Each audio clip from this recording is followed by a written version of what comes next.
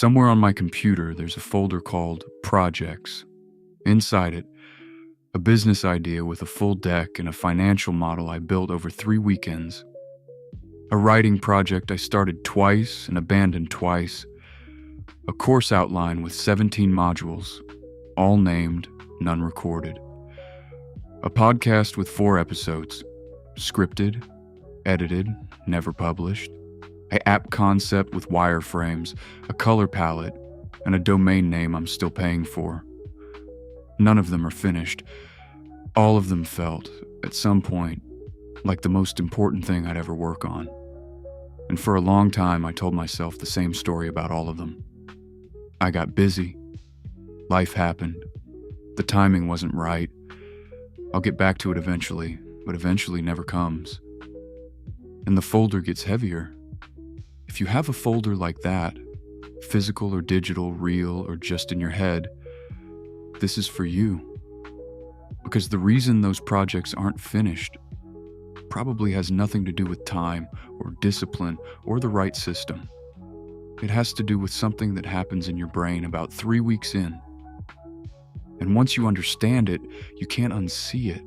Here's what the pattern looks like from the inside. Day 1 of a new project feels electric.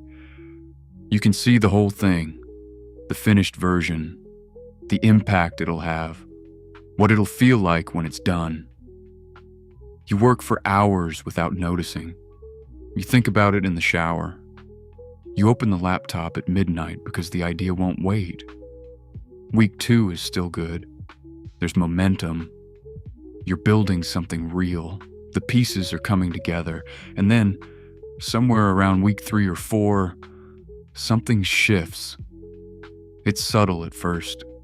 You sit down to work on it, and there's a small hesitation that wasn't there before. The session that used to take 2 hours now takes 20 minutes before you find a reason to stop. You open the file, look at it, close it. Open it again the next day, close it again. You tell yourself you're tired. You tell yourself you need a break.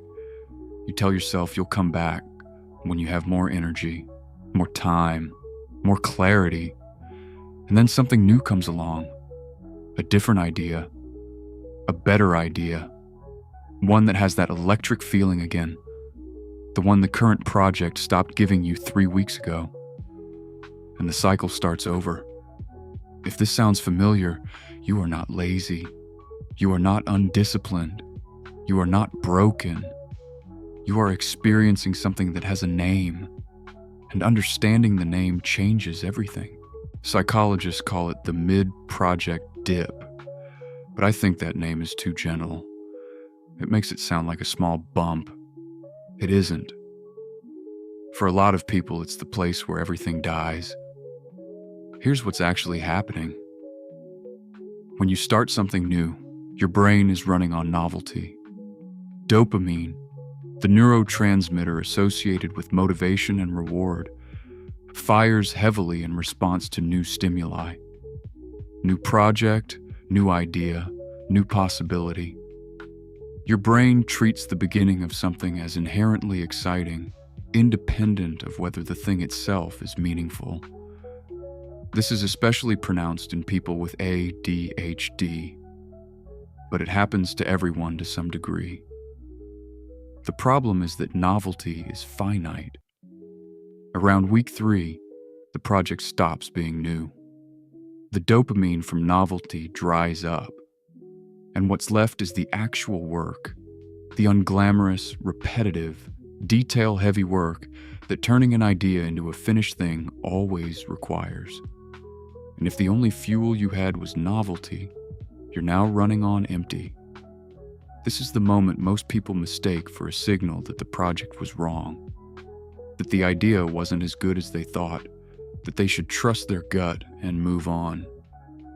But it isn't a signal about the project. It's a signal about the fuel source. Here's the cruel part. The new idea that appears to rescue you from the dying project, it feels better not because it's actually better. It feels better because it's new. It has all the novelty the current project has already spent. You are not choosing the better idea. You are choosing the fresher dopamine hit. And the project you abandon, in 6 months, you'll look at it and think, actually, that was pretty good. I should have finished that. Why didn't I finish that? Because by then it will feel new again. The memory of the mid-project dip fades. The idea gets romanticized, and sometimes you even start it again, only to abandon it again in week 4, confused about why you keep repeating the same pattern. The new project isn't better, it's just earlier in the cycle. So what do? The worst answer, and the most common one, is to try harder, to push through with willpower, to tell yourself this time you'll be more disciplined. Willpower can get you through a day. It can't get you through a 3-month project. The dip is too long and willpower is too unreliable.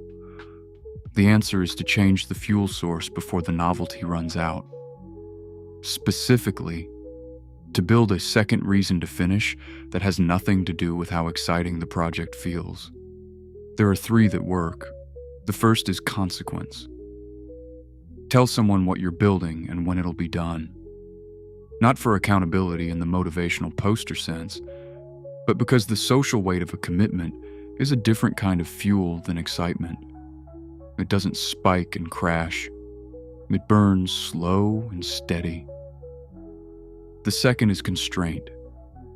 Give the project a deadline that's slightly too tight, not impossible, slightly uncomfortable.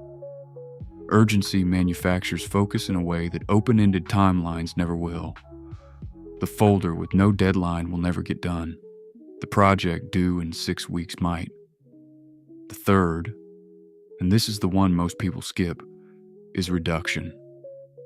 When the dip hits, the instinct is to push harder.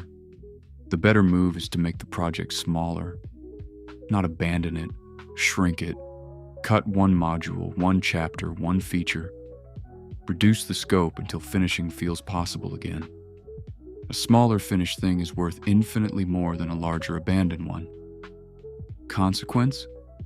Constraint. Reduction. Pick one. Apply it the next time week 3 arrives. There's something else worth saying. Unfinished projects don't just sit quietly in folders. They have weight. Every time you open your computer and see the file, there's a small tax, a flash of guilt, a whisper of, I should get back to that, a subtle drain on your attention even when you're working on something else. Psychologists call this the Zeigarnik effect, the tendency of unfinished tasks to occupy mental bandwidth disproportionate to their actual importance. Your brain keeps open loops open. Literally. The unfinished project is running in the background, consuming processing power, whether you're thinking about it or not. This means that finishing things, even imperfectly, even in reduced form, isn't just about the output. It's about clearing space, closing loops, giving your brain permission to stop holding the thread. The folder full of abandoned projects isn't just a record of things you didn't finish. It's a source of ongoing low-grade cognitive load that makes everything else slightly harder. Finishing one thing, anything, changes that. Not because of what you produced, because of what you released. I still have the folder, but I look at it differently now. It's not a graveyard of failures. It's a map of where the fuel ran out, and a reminder that the solution was never to carry more willpower into the same terrain. The projects in there weren't bad ideas. Most of them were good ideas. Some of them were great ideas. They just needed a different kind of fuel to get across the middle. And the middle, that unglamorous, unexciting, nobody claps for you stretch between the beginning and the end, that's where everything real gets built. Anyone can start. The folder proves that. The cartographer's job is to keep drawing when the map stops being interesting. That's the only part that matters.